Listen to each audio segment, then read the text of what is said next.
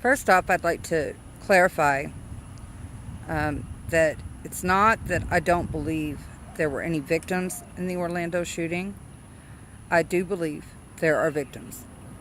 However, I want to raise awareness to the possibility of this being not only a false flag attack, but that it may be an altogether hoax. And it seems everyone's got an agenda on the board. Like I said before, you have to look at who stands to gain from this. And it's very imperative to research more than one media outlet on this subject before coming to an overall conclusion. So don't be hasty in making a decision, of course. So I'd like to, extend my heartfelt prayers out to the victims as well as their families. First off, the more I step back and take a look at this, though, it's becoming kind of apparent to me that I feel the agenda being pushed here is not so much the gun control laws, but if you look at implications of reverse psychology, and we all know how reverse psychology works. You tell somebody don't, or you push a gun control agenda. What's the first thing every patriotic person is going to want to go do? They're going to want to go buy a gun, right?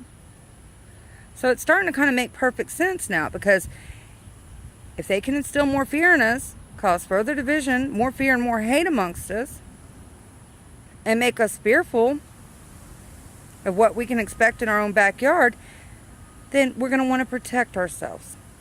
And the first thing everybody's going to do is go out and buy a damn gun. So who stands to gain there? Yeah, you got it. They're going to make a lot of money off of gun sales. So I just want to bring that up. Plus, I'm going to include a couple links. Some more imperative points have also been brought up. Lisa Haven really goes into the gun control and the terrorism portion of it. She brings up some imperative points.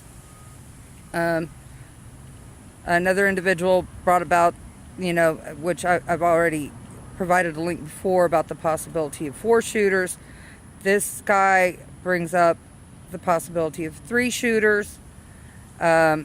Dabu77 also brought up some other imperative points today to look at. So I'm going to include those links down below. But, like I've always told y'all, be sure to check out the links, and do your own research. I'm simply, my intent here is to raise awareness and to help guide you to places to get it. And I mean, the people that I generally check out normally provide source links as to where they get their information.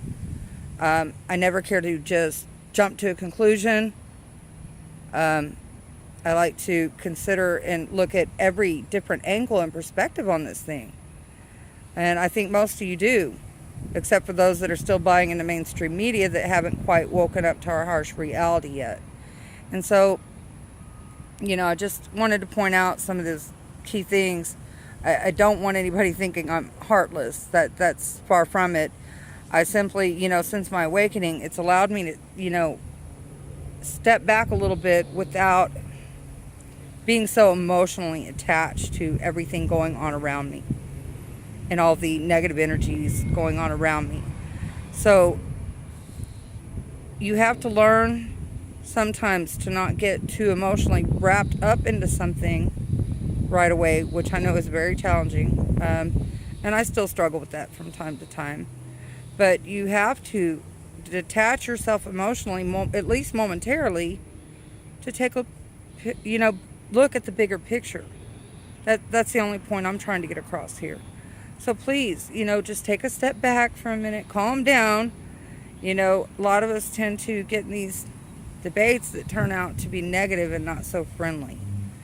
And if we look at all this and who stands to gain, and like Lisa pointed out, the holes in our system, that it's like they're pointing out that we have flaws in our system. She brings across a very good point that, we should consider.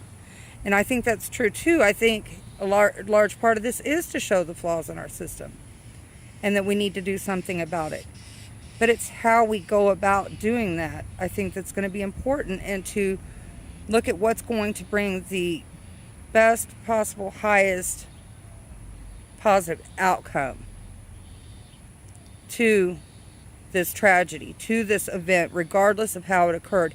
What are we going to do in order for it to bring about the best possible outcome? So I think that's something we all need to be asking ourselves, and praying to God for guidance of. I've said before, it's my belief now, because of my spiritual awakening, that God, Creator, or Source, whatever you would like to call Him, is still one and the same person. That's my perspective. Doesn't mean you have to agree with me. I still believe in the power of prayer. I still believe we come from a Source, a Creator, a God.